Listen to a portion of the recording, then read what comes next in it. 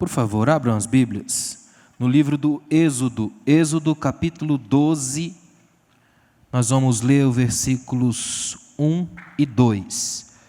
Êxodo capítulo 12, versículos 1 e 2, para nós refletirmos essa noite sobre uma palavra de Deus aos nossos corações, uma reflexão capaz de dar um direcionamento às nossas vidas a partir desta noite. Amém, irmãos?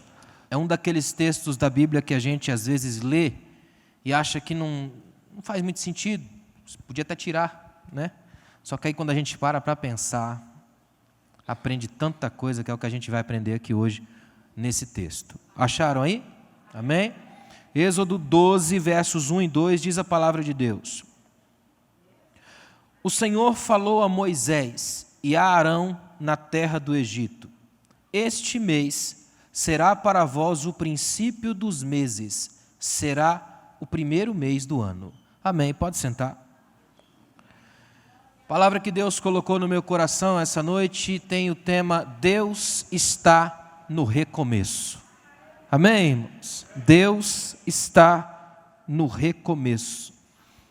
É bastante significativo que Deus tenha estabelecido o início do calendário judaico, o primeiro mês do ano, no contexto da Páscoa dos Hebreus, a grande libertação nacional de Israel. Esse texto que nós lemos aí é o texto que vai começar a questão da Páscoa judaica. Judeus ainda estão no Egito, o texto bíblico deixa claro aí que Moisés e Arão, Deus falou com eles estando no Egito, estava começando a dar as informações necessárias, cabíveis, para que eles pudessem organizar a saída do Egito, a Páscoa e tudo isso que a gente conhece muito bem.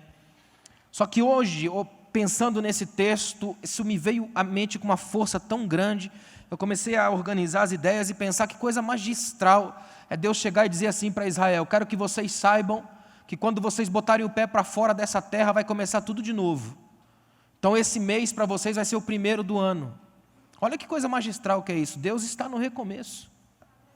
Deus colocou isso no ponto. A partir de agora começa de novo. A partir de agora é um novo tempo. A partir de agora uma nova história. A difícil arte de recomeçar. Vocês vão juntar as mochilas, comer apressadamente e sair. A história vai começar a partir de agora. Vocês vão sair da casa da escravidão. A história vai começar a partir de agora. Vocês vão experimentar novas experiências. A história vai começar a partir de agora. Eu estou no recomeço. Nós vamos começar de novo. Deus está no recomeço. Essa noite é noite para a gente recomeçar. Deus está no recomeço. O texto bíblico frisa este mês. No hebraico, essa palavra mês aqui significa, a ideia do mês judeu é o mês de Nissan, finalzinho de março e abril. Praticamente o que a gente está começando a estar vivendo ainda hoje. Olha que coisa interessante. Este mês, entre março e abril, mês de Nissan, vai ser para vocês o novo mês, o novo princípio, o primeiro mês do ano. Ou seja, a identidade nacional do povo de Israel está tão relacionada com o êxodo, a saída, que o próprio calendário anual de Israel vai ser orientado a partir desse acontecimento. A palavra êxodo vem do grego ex, para fora de. Quando você vai num evento, eu estava, por exemplo, com meu filho uma vez num evento, uma exposição da cultura grega, e eu mostrei uma coisa interessante para ele. A gente entra, aí na saída estava lá, exodus, saída. É sair, é retirada. A ideia do texto é dizer assim, nós estamos saindo. Só que a partir do momento que a gente sair, eu quero que vocês reorganizem as agendas de vocês.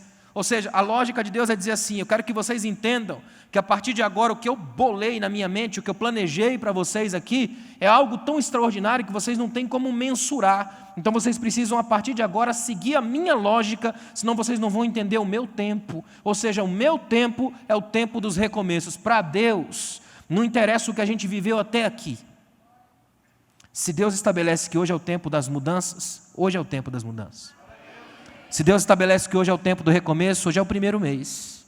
Ou seja, não interessa, não tem para Deus tipo 31 de dezembro, 1º de janeiro, tempo da virada. Deus pode mudar a sua vida hoje. E tudo pode acontecer a partir de agora. Pode ser hoje o tempo do recomeço, o tempo da nova história, o tempo de mudar de vida, o tempo de abraçar um novo amanhã, o tempo de limpar as feridas da alma. O tempo pode ser hoje. A experiência da salvação da libertação do cativeiro, vai ser o ponto inicial de uma nova história nacional. E eu pensando nisso aqui, imaginando toda essa construção histórica, eles saindo da terra do Egito, entrando no deserto, aí lá no Salmo 90, o verso 12, Moisés, já na experiência do deserto, ele vai orar e ele diz assim: ensina-nos a contar os nossos dias de tal maneira que alcancemos um coração sábio. Eu gosto demais dessa frase, porque a construção, a fraseologia que ele joga naquele texto é maravilhosa. Ele está dizendo assim, ó, é difícil andar no deserto. Deserto não tem ponto de referência, é fácil se perder. Então eu preciso que o Senhor me ajude a montar a minha agenda. Lembra quando a gente saiu, o Senhor avisou que ali seria o primeiro mês do ano? Essa coisa de ficar andando aqui está me dando um nervoso, uma coisa complicada. Me ajuda a estabelecer ordem nas minhas agendas. Me ajuda a pontuar meu tempo. Me ajuda a entender que eu não posso viver apenas de um domingo espaçado em algum momento de relação com o Senhor, achando que isso seja um momento de igreja. Eu não posso entender apenas que de vez em quando eu oro e falo com o Senhor, ou que de vez em quando, alguma vez na vida, eu tenho uma experiência com o Senhor e aí eu marco isso. Eu preciso entender que o Senhor já está nos marcos essenciais da minha vida. O Senhor está no começo, o Senhor está no final, o Senhor está no meio, o Senhor pontua tudo. Então o Senhor é quem me ajuda a ter um coração sábio. Eu acho tremendo que ele não diz, me ajuda a ter um coração crente, fervoroso, cheio da glória, nada disso. Ele procura um coração sábio, porque um coração tolo pode me levar para os lugares que eu nunca quis ir.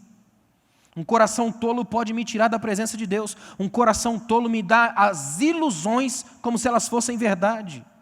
Agora olha que interessante, nesse Salmo 90, 12, Moisés dá essa coisa no deserto, me ensina. E ele não fala só para ele, mas para o todo, é orando na comunidade. Ensina-nos a contar os nossos dias. Deus deve ter a prioridade máxima das nossas agendas, dos nossos planos e dos nossos recomeços. Eu vou dizer uma coisa aos irmãos que eu acho que talvez seja a coisa mais difícil da fé cristã, é o recomeço. Como é complicado isso? Quando você vem num declínio espiritual e tem que recomeçar. Quando você constrói todos uns projetos, sonhos, uma vida, e tudo isso vem ao chão e você tem que recomeçar. É muito complicado. Por isso que eu tenho pensado ultimamente como é complicado falar no púlpito, porque no púlpito é muito fácil pregar. É muito fácil subir aqui e colocar, até para quem tem uma certa habilidade de oratória, de montagem de sermão, pode criar aqui coisas maravilhosas. Difícil é viver isso aí. Aí embaixo é que é complicado, porque é aí que o bicho pega. É quando a gente vai para a rua, para o dia a dia na casa. É muito fácil subir aqui, pregar sobre Deus, curar e fazer acontecer. Difícil é se envolver num processo de dor com quem está no leito. A coisa mais fácil da fé cristã é pregar sobre amor, perdão e graça. Difícil é ter que viver isso. Dentro de casa, no dia a dia, na conversa com as pessoas, na rua, na feira, no banco. Um evangelho que se faça de púlpito, às vezes pode ser muito diferente do evangelho que se leva para a feira, do evangelho que vai para a porta da escola do filho, do evangelho que você vê em casa. É muito fácil ser um homem de Deus tremendo, extraordinário e respeitado no púlpito. Complicado é ser respeitado pela mulher que trabalha na sua casa. Que hoje seja o tempo do recomeço. Para a gente sair daqui hoje vivendo um novo tempo, literalmente. Um tempo de transformações, um tempo de outras fontes jorrando nas nossas vidas. Ou seja, Deus deve ser a prioridade máxima, porque como acabamos de cantar aqui agora há pouco, Ele é o alfa e o ômega, lembra disso? A primeira e a última letra do alfabeto grego, Ele é alfa e ômega, Ele é o aleph e o tal, a primeira e a última do alfabeto hebraico, Ele está no começo, Ele está no final, Ele é tudo ou não temos nada, é o Salmo 23, o Senhor é o meu pastor, o original, não preciso de mais nada, eu já tenho tudo, porque tudo Ele é, então Ele me basta em tudo que eu tenho para viver. É importante lembrar que Moisés e Arão ainda estavam no Egito quando Deus deu essa ordem que nós lemos. Eu acho tão tremendo esse primeiro ponto, porque no texto original, isso não tem ponto, parágrafo, não tem começo, não tem versículos 1 e 2. Eu estava lendo lá, eu tenho a Septuaginta lá em casa, na Septuaginta também não tem versículos 1 e 2, é direto esse texto. Então já começa dizendo bem claramente assim, ó, eles ainda estavam no Egito e eu já dei uma ordem para eles, marquem esse mês é o mês do recomeço. Olha que coisa tremenda, é Deus dizendo assim, ó, comecem a recontar os meses a partir desse milagre, porque a nova história de vocês começa agora. Coisa tremenda, Deus dizendo assim: eu quero que vocês saibam que daqui para frente a coisa vai mudar e vai começar a mudar dentro da origem da história de vocês. É Deus dizendo assim, ó, recordem a vida de vocês a partir de hoje, porque quando vocês saírem do Egito, vocês vão zerar o calendário. Eu vou começar de novo, eu vou agir numa nova geração, numa nova história, num novo tempo, novos cânticos, novos sonhos, novas oportunidades, novas possibilidades. Você será novo a partir de hoje, porque a graça de Deus nunca se cansa, ela não cheira a mofo, ela não fica velha. Quantos estão entendendo o que Deus está falando aqui? Recomeço. Deus está no recomeço. Na graça de se levantar para um novo tempo. Deus está nessa alegria da possibilidade, poder dizer que o novo de Deus vem. O que eu acho tão tremendo na Bíblia é essa capacidade de Deus de estar sempre trabalhando com a novidade, de insistir com Samuel, que é novinho, que nem conhece a voz dele, mas não insistir mais com alguém que já cansou de ouvir. É interessante isso, um Deus que está sempre no processo da renovação. Saul ainda está no trono quando ele manda Samuel ir na casa de Jessé, porque já escolheu alguém para ser rei. Ele nem tirou um, já escolheu o outro. Deus tem pressa na novidade de vida, em recomeçar as coisas. Não é à toa que o apóstolo Paulo entendeu e diz, ó, andem em novidade de vida. A vida de vocês tem que ser nova, todos os dias. Pouca coisa é mais chata do que um cristianismo velho. Eu não estou falando de velhos cristãos, estou falando de cristianismo velho. Cristianismo velho é terrível. Eu fiquei sabendo de um pastor nos Estados Unidos, que ele fez, segundo ele diz, Deus deu a ele uma ordem, uma direção lá e tal, e ele marcou no domingo para os irmãos, isso na quarta-feira, ele disse, no culto de domingo eu quero que vocês venham aqui, ao longo da semana vocês vão observar, Deus vai tocar no coração de vocês vão trazer alguma coisa para colocar no altar, alguma coisa que está atrapalhando a vida de vocês, sei lá. Fez uma dinâmica mais ou menos como essa. Ele disse que no domingo todo mundo veio empolgado, porque a igreja gosta dessas coisas, e o povo começou a trazer, teve gente que trouxe só uma coisinha, já teve gente que trouxe um piano velho, jogou lá em cima do púlpito, e o púlpito ficou cheio de tralha, aquele monte de coisa, todo mundo trazendo alguma coisa. Aí o pastor percebeu no final do culto, que tinha um velhinho sentado lá no canto, em cima do púlpito, no canto, e o pastor disse, ou ele não entendeu ou não escutou, né? Então o pastor chama ele no final do culto e diz assim, o senhor não entendeu o que eu falei? Todo mundo trouxe alguma coisa, eu estou vendo aqui, todo mundo trouxe, e o senhor não trouxe nada. Ele levanta os olhos para o pastor em lágrimas e diz, como não, pastor? Eu trouxe o meu cristianismo velho, cansado, mais velho do que eu, nem eu sei qual foi a última vez que eu ouvi Deus falar, eu não lembro mais o que é chorar na presença de Deus, eu não sei mais o que é isso, cansei desse cristianismo meia boca, velho, enjoado e rotulado de igreja, eu trouxe ele e deixei aqui, ó. Eu me trouxe ao altar. Será que Deus me quer? Ele disse quer, porque a profecia de Joel diz que os vossos velhos sonharão, então a graça de Deus também vai chegar naqueles que têm coragem de se apresentar ao altar diante de Deus. Novo tempo. Deus está no recomeço. Se você for para casa com isso hoje na sua mente, eu já vou feliz. Deus está no recomeço. Que amanhã, segunda-feira, seja o seu Nissan, o tempo do recomeço, o tempo da virada da sua agenda, de zerar o calendário e permitir que Deus trabalhe novas coisas na sua vida. Eu quero mostrar aos irmãos pelo menos 3 grandes certezas que nós temos sobre Deus no recomeço. A primeira grande certeza que você tem quando Deus está no recomeço é que não vai ser fácil. Amém, irmãos? Não vai ser fácil. É preciso entender de uma vez por todas e abrir mão de um cristianismo de facilidades. Esse cristianismo toma lá da cá, meia boca, um cristianismo lá Silvio Santos, não funciona. É fácil de pregar, difícil de viver. Nós vivemos numa geração que hoje está muito acostumada a essa proposta light, flex, clean, toda bonitinha da igreja, mas que não funciona na vida prática. Porque a vida não ensina, ela bate, ela pune, e pesado. Quando Deus está no recomeço, Ele está, mas não facilita o processo. Até porque no processo a gente aprende. Dói, mas a gente aprende. Quer ver uma coisa tremenda? Mesmo com Deus não é fácil recomeçar. Israel teve que enfrentar o deserto, suas crises, seus limites e sua escassez. Não é fácil andar no deserto. Israel teve que enfrentar isso, teve que passar por isso. Quando eu estive em Israel, estava na fortaleza de Massada. Quem já foi em Israel sabe o que é isso. Lá de cima dá para ver direitinho o deserto da Judéia. Eu fiquei imaginando, meu Deus do céu, imagina você se perder naquele lugar. E deserto é muito complicado, é quente de dia, é frio de noite, tem animais do dia e os animais da noite, tem os medos do dia e os medos da noite, ou seja, não há escapatória, não tem como você trocar uma ideia, ali é complicado, só anda ali quem sabe como é o lugar. Ou seja, Deus dá um recomeço para Israel, mas não tira Israel do Egito e põe sentadinho em Jerusalém. Tira Israel do Egito e faz questão de passar Israel pelo deserto. Porque é no deserto que Israel vira Israel de Deus. No deserto é que Deus nos torna quem de fato devemos ser. Israel vai enfrentar um recomeço cheio de intrigas, de conflitos e até de morte. Eu fiz uma listinha, dá uma olhada. Miriam, que cantava e dançava, irmã de Moisés, vai se rebelar contra Moisés. Imagina, uma rebelião dentro de casa. Isso vai acontecer no deserto. Arão vai se render à vontade idólatra do povo e criar um ídolo. Imagina. Ou seja, Moisés está lá no monte conversando com Deus, sabe o que acontece embaixo? Idolatria, outro culto, uma presença idólatra. O problema da idolatria é que você busca uma presença para preencher o vazio, ainda que a presença seja falsa, só dela estar lá e fazer um contato com seus olhos, você imagina que aquilo é culto. Outra coisa, o povo vai murmurar o tempo todo e o tempo todo lembrar do Egito. É impressionante. O povo não lembra que Deus abriu o mar vermelho para eles passarem, mas eles lembram das cebolas, dos pepinos do Egito. Brincadeira. O povo lembra dos, entre aspas, milagres de um falso Deus, mas não lembra do milagre do Deus verdadeiro.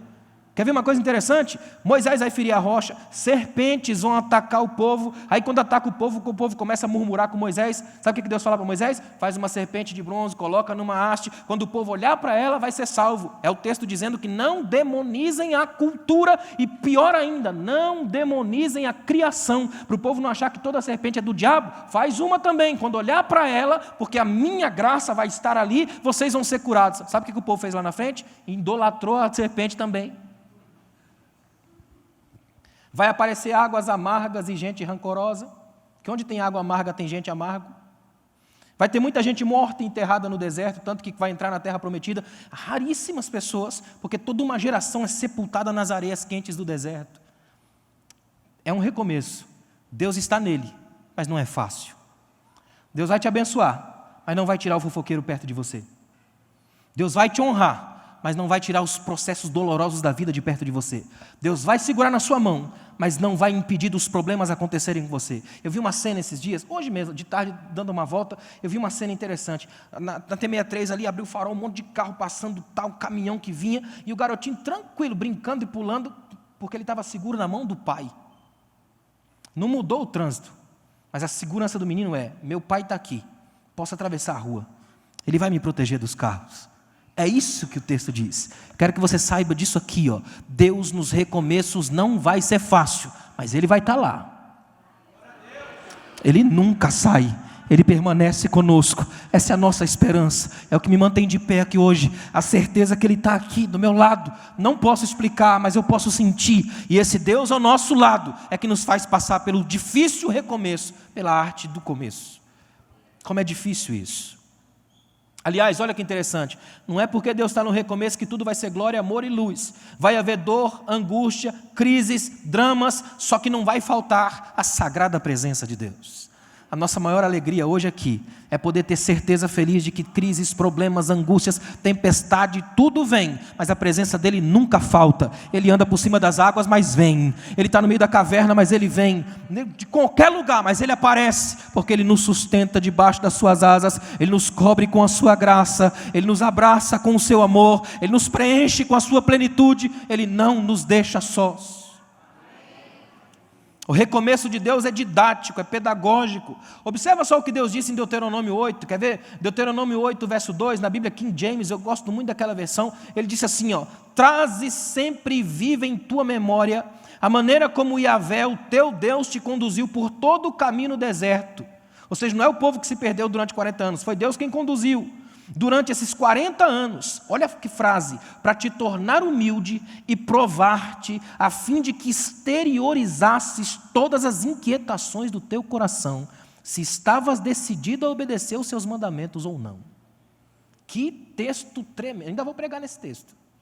Que texto é esse? Olha o que Deus está dizendo, é Deus explicando para Israel lá na frente, já no final da caminhada, como se Deus chamasse e falasse assim, ó, passou tudo isso, não passou? Agora eu vou te explicar por quê. Eu trouxe vocês aqui. Eu estava no recomeço, eu falei para vocês, eu trouxe vocês aqui. Ó. Vocês rodaram esses 40 anos, meu calendário funcionou nesses 40 anos com vocês, e eu estava aqui com vocês, fazendo o quê? Provando, atestando o coração, tornando vocês humildes, quebrando a arrogância, arrancando as máscaras, raspando as velhas tintas. Eu queria sair daí alguém que eu ame, não alguém que me domine. Já percebeu que de toda luta a gente sai melhor? A gente sai melhor de toda luta. É estranho, mas é. A gente sai melhor de toda luta. É por isso que Deus não tira as lutas. Eu não conheço nenhum cristão que só viva de bênção, não existe. E se tiver, ele já morreu, está na glória. Não é? Olha que interessante, é muito profunda essa frase, para saber o que estava no teu coração, para que exteriorizasses o que te inquietava. O recomeço de Deus é tão difícil, porque ele acontece de dentro para fora, mexendo nas essências, abaixo da superfície. Ou seja, Deus não faz nenhum recomeço de fora para dentro, é de dentro para fora. É entender de uma vez por todas que o que Deus vai fazer em nós, Ele faz dentro de nós. E aí que mora o perigo. Porque como é difícil a gente permitir esse acesso aqui, ó. Daqui é que é difícil. É por isso que Jesus é mais íntimo a nós, como dizia Santo Agostinho, do que a nossa própria noção de intimidade. Ou seja, ele vai num nível da gente que a gente nem sabe que tem. Muita gente acha realmente que quando chega na igreja, exterioriza o culto e faz aquele movimento todo, Deus está nisso. Ele pode até estar, mas ele está muito antes, ele está na intenção disso. Naquilo que me trouxe até aqui. Naquilo que me fez chegar aqui. No Deus que prova a minha vida. Quer ver uma coisa? Eu acho tremendo Jeremias. Jeremias, ele é abandonado pela Babilônia. A Babilônia leva Israel escravo, cativo, deixa a cidade devastada, detonada, não leva Jeremias, ele fica sozinho. Os falsos profetas vão, e lá na Babilônia os falsos profetas começam a profetizar enganosamente, e eles dizem assim, ó, tem paz, está tudo em paz, fiquem tranquilos, Deus vai abençoar vocês, Deus está conosco, só que Deus não estava. Sabe o que Deus faz com Jeremias? Manda Jeremias escrever uma carta. Aí Jeremias escreve uma carta famosa, que a gente só pega o versículo 11. Só que o restante da carta é que é esse indicativo. É Jeremias dizendo assim, ó, sabe o que Deus está mandando vocês fazer aí? Fiquem aí. Imagina a raiva do povo. Os falsos profetas dizem, Deus vai tirar vocês daqui logo, logo. Em uma semana Deus vai tirar. Em pouco tempo Deus vai tirar. Jeremias mandou a carta, fiquem aí. Casem aí, conheçam as estações, plantem vinhas, vai demorar para nascer. Olha o que Deus está dizendo, eu quero que vocês aprendam com as estações do lugar. Deus levou vocês aí para treinar vocês, para ajustar vocês, porque Deus sabe os planos que pensa de vós, planos de bênção e não de mal, para vos dar o fim que desejais. Essa é a ideia. É Deus dizendo assim, eu quero que vocês saibam que vai doer, mas no final eu vou estar com vocês. Você consegue acreditar no Deus que dá uma bênção no final, não no começo? Uma bênção no final do caminho. Eu estava dando uma palavra ontem, no encontro de líderes de jovens da UMADESP, lá em São Paulo. Eu falei uma coisa, eles assustaram. Eu falei, mas olha que interessante. Deus manda Samuel na casa de Jessé. Que coisa interessante. Deus manda Samuel na casa de Jessé. Aí Jessé apresenta seus 7 filhos para ele. Só os caras, 7 filhos. Gente, na cultura da época, um homem com 7 filhos, homem é considerado o ápice da bênção. O cara. Ele já vem logo com Eliabe, o mais forte, o bombadão da casa, o UFC da família. É tão impressionante a visão que se tem do rapaz, que Samuel pensa, esse é o Messias, ungido do Senhor, é a expressão que Samuel usa, certamente é ungido do Senhor, essa expressão no hebraico é Messias, olha que coisa tremenda, o Salvador está aqui, aí Deus fala, não está não, porque eu não vejo como você vê Salvador, eu vejo um problema, eu não quero ele, rejeitei. Aí Deus apresenta mais um, não, esse também o Senhor não escolheu, mais outro, o Senhor também não escolheu. Gente, o Pai apresenta 7, o número da perfeição, 7 filhos. Deus rejeita um e não escolhe os outros 6. Imagina ficar nessa mesa.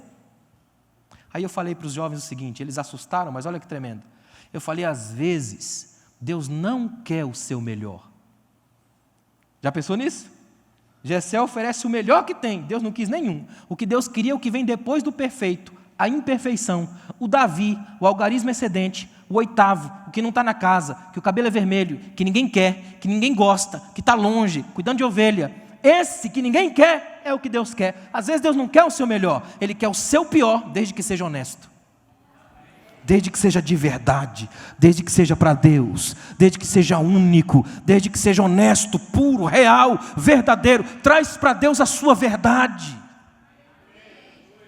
Porque senão Ele te manda para o deserto para saber o que tem no teu coração.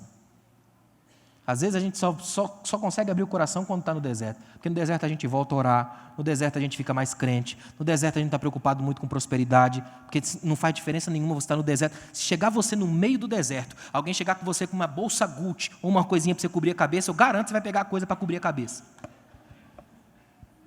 Porque no deserto não tem espaço para grife. No deserto a única coisa que você quer é sobreviver. E quem está com Deus sobrevive a qualquer deserto. Porque chega do outro lado de cabeça erguida, em pé e glorificando ao Deus que está nos recomeços. Deus está no recomeço da sua vida. Deus está no recomeço da sua história. Deus está no recomeço da sua casa.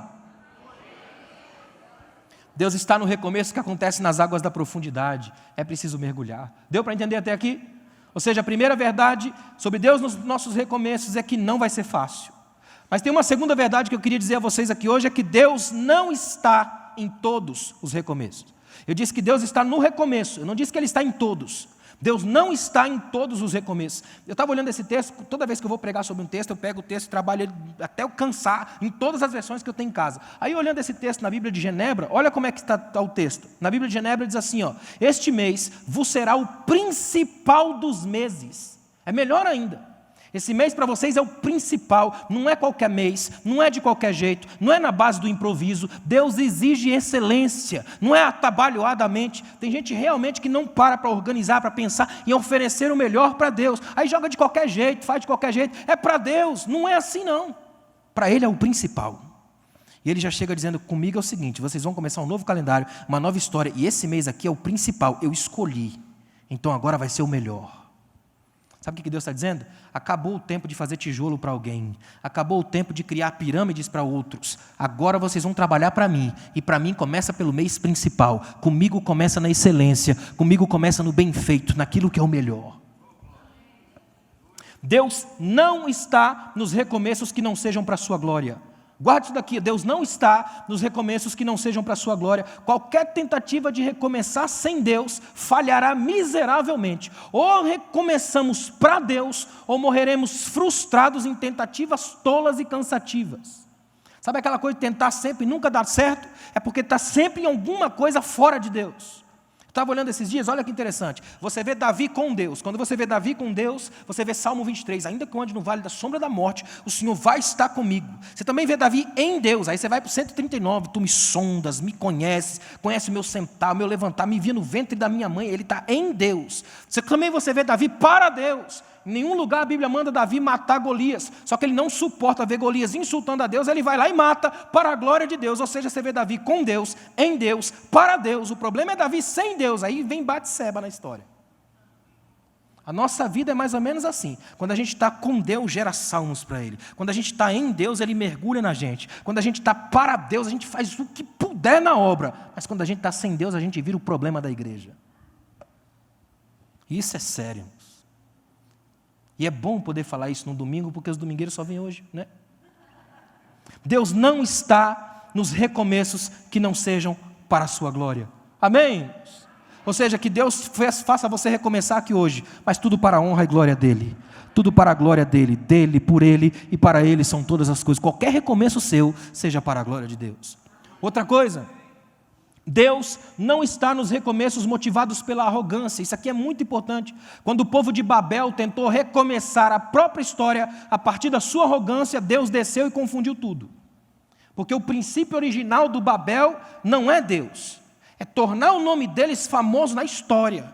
O que Deus faz? Desce e confunde tudo. Porque sem Deus, as nossas melhores intenções serão confusas, inúteis e desesperadas.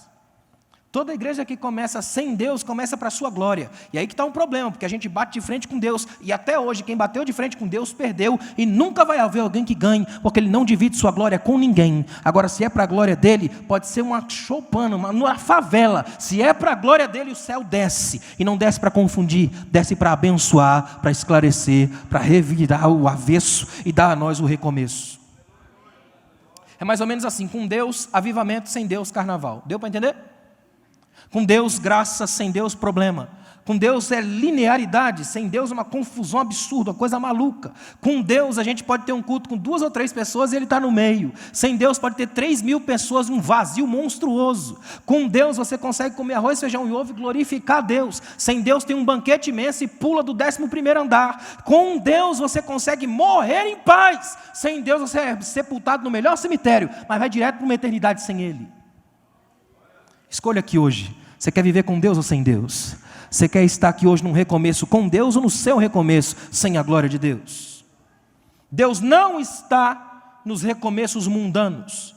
Presta atenção nisso, Deus não está nos recomeços mundanos. O mundo até hoje respeita outro calendário. Os judeus ainda respeitam esse mandamento aqui. A vontade de Deus para nós não pode ser de acordo com as regras do mundo. Pois Jesus lá em João 17, versículo 16, ele diz assim, Pai, esses discípulos aqui não são do mundo, como eu também não sou do mundo.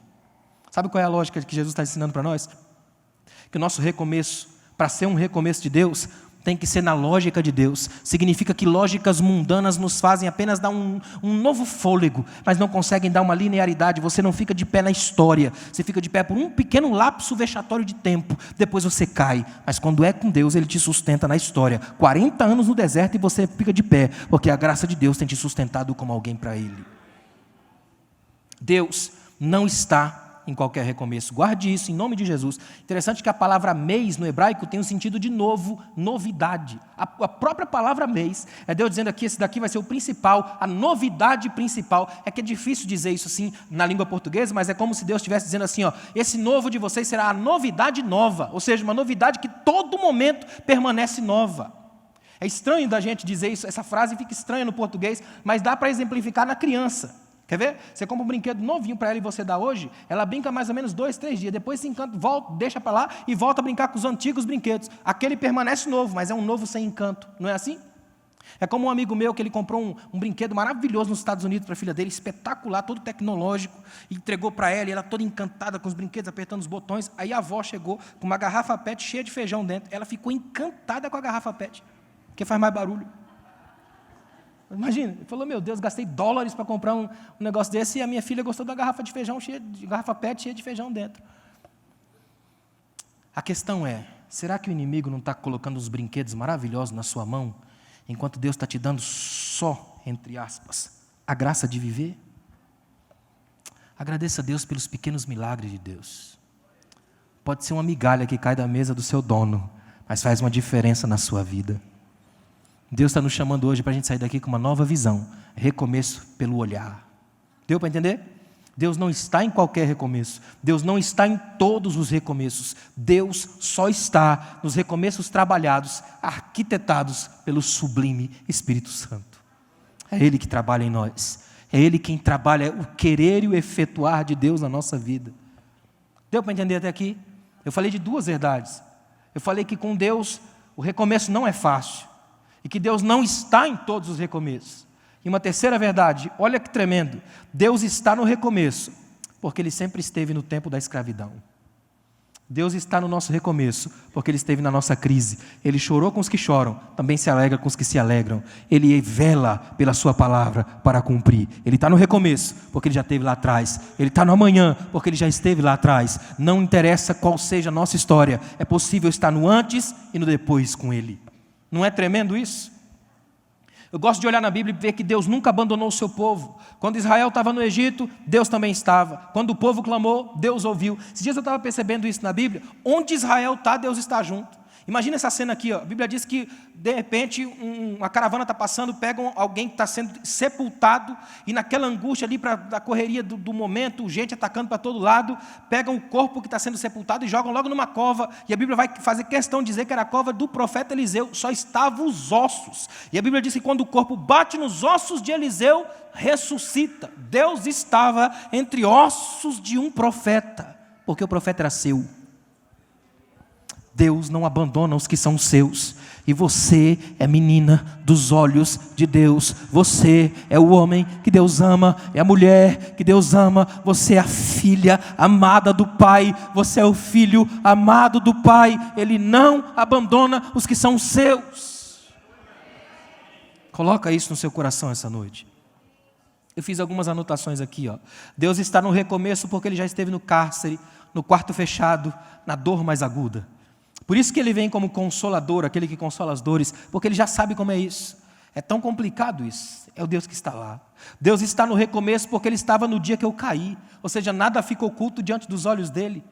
Deus também está no recomeço porque a Bíblia já abre dizendo que no princípio Deus, a identidade já estava lá. Ele estava no princípio, também vai estar no recomeço. Ele sempre esteve, Ele nunca nos falta. O Salmo 23, não preciso de nada, Ele está lá sempre. Sua presença garante tudo. O Gênesis 1 já abre com uma identidade, a identidade definida. No princípio, Deus. E aí é tremendo. Criou, ele já abre como artista, céus e terra. E essa é a ordem que nunca deve ser invertida. Primeiro Deus, depois a gente. Primeiro o céu, depois a terra. A vontade dele, depois a sua. A glória dele, depois a nossa. A honra dele, depois a gente. O louvor para ele, depois para nós. Dele, por ele, para ele, são todas as coisas. Essa é a lógica da igreja. Essa é a esperança da igreja. Assim que se estabelece a igreja. Melhor de tudo, Deus está no recomeço porque Ele também estava na cruz. Lutero escreve uma frase das que eu mais amo de tudo que eu já li de Lutero na minha vida. É quando ele diz que na cruz a gente vê Deus lutando com Deus. Que frase tremenda. Na cruz você vê Deus lutando com Deus. E escute uma coisa aqui, ó. Quando Jesus grita, Deus meu, por que me desamparaste? Ele não está dizendo que Deus o desamparou, abandonou e foi embora. Ele está citando o Salmo 22, extremamente conhecido na época. A lógica de Jesus é tremenda. É Jesus dizendo, eu não estou aqui por acaso, isso aqui não é um acidente, é cumprimento das Escrituras. E o melhor de tudo, saibam, no pior dia da vida de vocês, vocês têm um Deus a quem clamar, o Deus dos oprimidos, o Deus dos abandonados, o Deus dos quebrados, o Deus dos marginais. Existe um Deus a quem clamar no pior dia da vida. É tremendo saber disso, que existe um Deus a quem eu posso clamar. Você pode clamar a Jesus aqui hoje. Eu acho que clamor é uma expressão que tem sumido das nossas igrejas. Clamor. Que o clamor é mais do que oração. Clamor é um negócio rasgado de alma. Clamor é dor. Clamor é aquilo que você não tem coragem às vezes de falar. Clamor é essa coisa que você vem falando e isso vai doendo na alma. Clamor é como eu via minha mãe muitas vezes. Cansei de ver isso. Às vezes eu estava jogando bola na rua, eu entrava em casa e minha mãe ajoelhada, semi-deitada, não sei explicar direito a posição, e ela chorava e murmurava algumas frases. É o Deus que entende que Ana está pedindo um filho, aí manda um menino, e o nome é Samuel. Que nome? Shemuel. Ele ouviu. Ouviu o quê? Se a mulher só lamuriou. Nem o pastor dela entendeu. Falou, você bebeu, né, irmã? Mas é tão tremendo saber que Deus ouviu. Eu tenho a sensação de que Deus está dizendo para alguém aqui hoje, eu te ouvi. Eu ouvi você chorar hoje, eu ouvi você pedir hoje, eu ouvi a tua voz, eu ouvi a sua petição, eu ouvi o seu clamor, eu vi o que tinha no teu coração. Eu estou no recomeço, pode começar de novo, é dia de levantar a cabeça. Levanta sua mão por um momento. A sensação que eu tenho é que Deus está falando com alguém aqui dentro hoje aqui, ó. Deus está no recomeço da sua casa. Essa semana vai ser diferente para a sua vida. Você vai levantar novo, você vai sair daqui outra pessoa para a glória e a honra do nome de Jesus. A Ele você deve adorar, porque Ele é o Senhor do recomeço. Ele está no novo começo da sua vida. Deus está no recomeço, porque o túmulo está vazio e Ele venceu a morte. Ele venceu a morte. Olha que coisa tremenda. Lá no Apocalipse 21, versos 1 a 7, tem um dos textos que para mim casa perfeitamente com tudo que eu disse até agora. Olha que tremendo. E vi novo céu e uma nova terra, porque já o primeiro céu e a primeira terra passaram e o mar já não existe. Isso para o judeu faz uma diferença. O judeu sempre teve medo das águas, do mar. O mar para o judeu é o grande cemitério da história. Então quando Deus vem com uma promessa para acalmar o coração do povo, Ele diz, sabe o mar, gente, vocês têm tanto medo dele, nem existe mais. E eu, João, vi a santa cidade, a nova Jerusalém, que de Deus descia do céu, adereçada como uma esposa ataviada para o seu marido. E ouvi uma grande voz do céu que dizia, eis aqui o tabernáculo de Deus com os homens, pois com eles habitará, e eles serão o seu povo, e o mesmo Deus estará com eles e será o seu Deus. Olha que coisa tremenda. Interessante que no hebraico não tem superlativo, o hebraico não tem grandão, deusão. Então o que o hebreu usa para dar a ênfase e a repetição, então ele faz questão de dizer, o seu Deus estará com vocês, será o seu Deus, para sempre seu Deus. É para lembrar mesmo. É por isso que a palavra recordar vem de core, coração, que como dizia uma filósofa antiga, o que a memória ama fica eterno. Olha que tremendo. Deus limpará dos seus olhos toda lágrima. Não haverá mais morte, nem pranto, nem clamor, nem dor, porque já as primeiras coisas são passadas. E o que estava sentado sobre o trono disse: eis que faço novas todas as coisas. E disse-me: escreve, porque estas palavras são verdadeiras e fiéis. E disse mais: está cumprido, feito, amém. Eu sou o alfa e o ômega, o princípio e o fim. A quem quer que tiver sede, de graça lhe darei da fonte da água da vida. Quem vencer, herdará todas as coisas. Eu serei seu Deus, e ele será meu filho. Que palavra tremenda. O dia que você tiver o pior dia da sua vida, lê isso aqui, ó. Apocalipse 21, do 1 a 7. É um texto que atinge todo mundo aqui hoje. Qualquer um que está aqui hoje. Se você se sente filho de Deus, você está nesse texto. Eu serei seu Deus, você será meu filho. Coisa linda é a gente entender isso aqui, ó. Que Deus está no recomeço. Eu queria que você, por um momento, se possível, feche os seus olhos. Eu gostaria muito que hoje, aqui, agora, que você escutasse a voz do Espírito Santo ao seu ouvido. Não é a minha voz, é a voz do Espírito Santo. É Deus dizendo para você assim, ó: minha filha, meu filho, é possível começar de novo. Minha filha, meu filho, é possível aprender com esse deserto. Minha filha, meu filho, é possível se levantar desse chão. Porque fui eu que te joguei aí, para saber o que estava no teu coração. Minha filha, meu filho, é possível voltar a viver. É possível voltar a ser você. Você pode voltar a cantar, você pode voltar a pregar, você pode voltar a viver, você pode voltar a ser feliz, você pode voltar a entrar na sua casa, tranquilidade, você pode dormir em paz de novo, porque eu sou seu Deus. Sinta-se abraçado por Jesus aqui essa noite. Sinta-se abraçado por Jesus aqui essa noite. Isso não é uma frase de púlpito.